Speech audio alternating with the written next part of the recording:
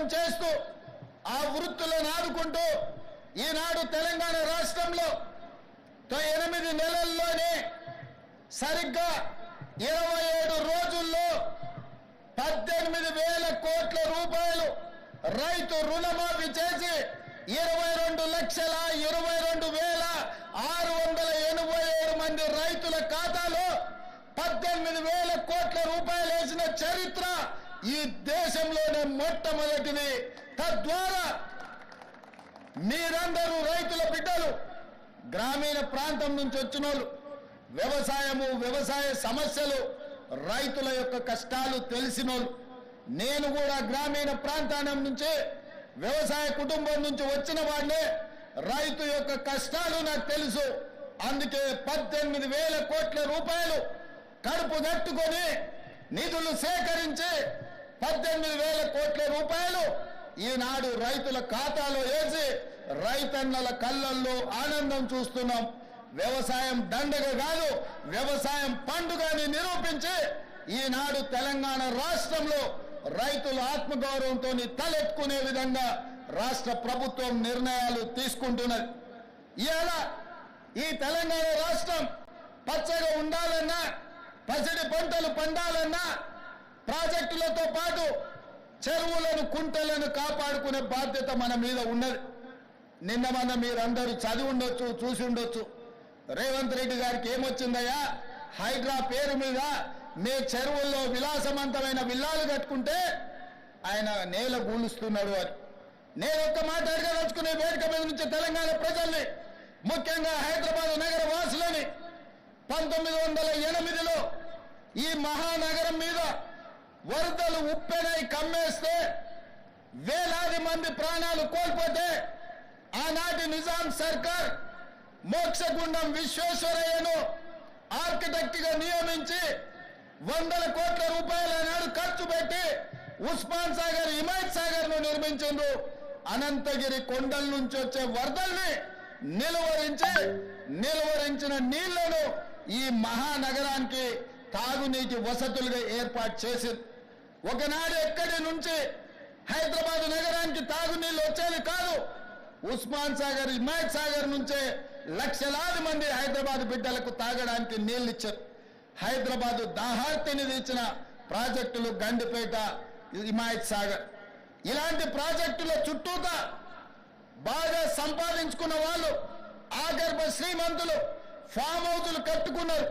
వాళ్ళు ఫామ్ హౌజులు కట్టుకుంటే మనకు అభ్యంతరం లేదు, వాళ్ళు సంతోషంగా ఉండడమే మనకు కావాల్సింది. కానీ ఆ ఫామ్ హౌజులలో ఉన్న డ్రైనేజ్ కనెక్షన్ లేదు. వాళ్ళ డ్రైనేజ్ తీసుకొచ్చి గండిపేట నీళ్ళలో కలిపిండ్రు. వాళ్ళు వాడిన డ్రైనేజ్ నీళ్లు గండిపేట నీళ్ళలో కలిస్తే ఆ నీళ్లు తాగడానికి నగరానికి ఇస్తున్నాం. నేను అడుగుతున్న మిత్రులారా, ఇవాళ మీరు చెప్పండి, ఎవరో బలిసినోడు కట్టుకున్న ఫామ్ హౌస్ డ్రైనేజ్ నీళ్లు గండిపేట తాగు నీళ్ళలో కలుస్తుంటే ఆ నీళ్ళని నగర ప్రజలకు తాగడానికి ఇస్తే ముఖ్యమంత్రిగా నేను వైఫల్యం చెందినట్టు కాదా? ఒక్కసారి ఆలోచన చెయ్యండి.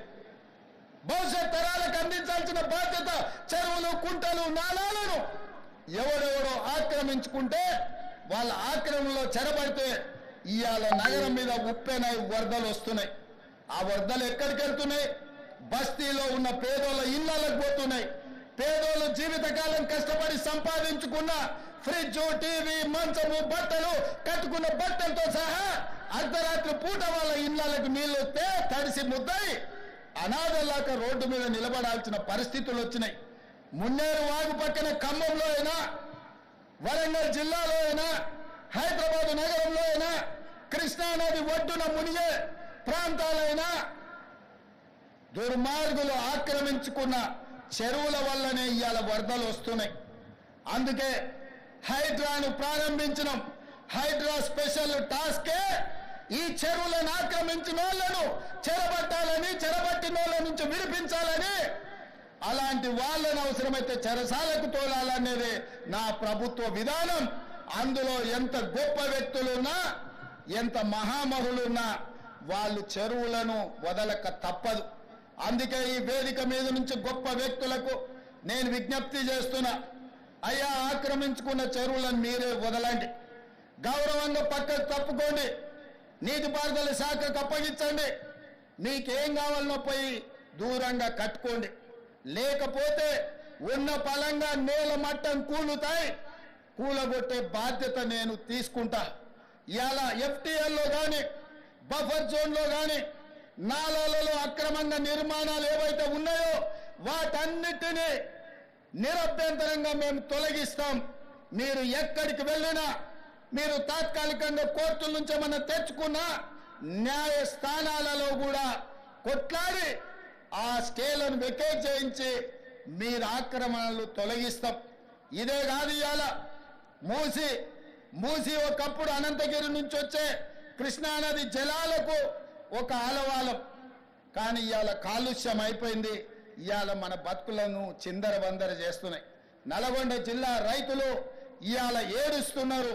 హైదరాబాదు నగరంలో నుంచి వచ్చిన కాలుష్యం నల్గొండ ప్రజలకు చేరుతుంది. అక్కడ పంటలు కూడా విషమయమైపోయినాయి.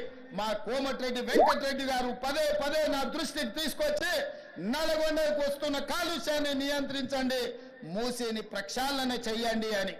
అందుకే కేంద్ర ప్రభుత్వ సహకారంతో మూసి ఆక్రమణలు తొలగించి మూసిని ప్రక్షాళన చేసి ఒక అద్భుతమైన మూసి రివర్ డెవలప్మెంట్ ఫ్రంట్ ను అభివృద్ధి చేసి పేదవాళ్ళకు అక్కడ వ్యాపారాలు చేసుకోవడానికి అవసరమైన అవకాశాలు కల్పిస్తాం. మరి ఇవాళ మూసి పరివాహక ప్రాంతంలో పేదలు ఆక్రమించుకొని ఉన్నారు, జిల్లాల నుంచి వచ్చి ఇల్లు కట్టుకొని ఉన్నారు, రూపాయి కూడబెట్టి గుడిసెలేసుకొని బ్రతుకుతున్నారు. వాళ్ళ పట్ల మానవత్వంతో వ్యవహరిస్తుంది ప్రభుత్వం. మూసి నాలలో ఉన్న శాశ్వత నివాసదారులు ఎవరైతే ఉన్నారో వాళ్ళందరికీ డబుల్ బెడ్రూమ్ ఇల్లు ఇచ్చే బాధ్యత ఈ రాష్ట్ర ప్రభుత్వం తీసుకుంటుంది. దాదాపుగా 11,000 మంది అక్కడ ఇల్లు ఉన్నాయి. ప్రతి వాడికి 11 కాదు, అవసరమైతే 12,000 మంది అయినా ప్రతి వాడికి డబుల్ బెడ్రూమ్ ఇల్లు ఇచ్చి వాళ్ళని ఆత్మగౌరవంతో బ్రతకటట్టు ఈ ప్రభుత్వం పునరావాసం కల్పిస్తుంది.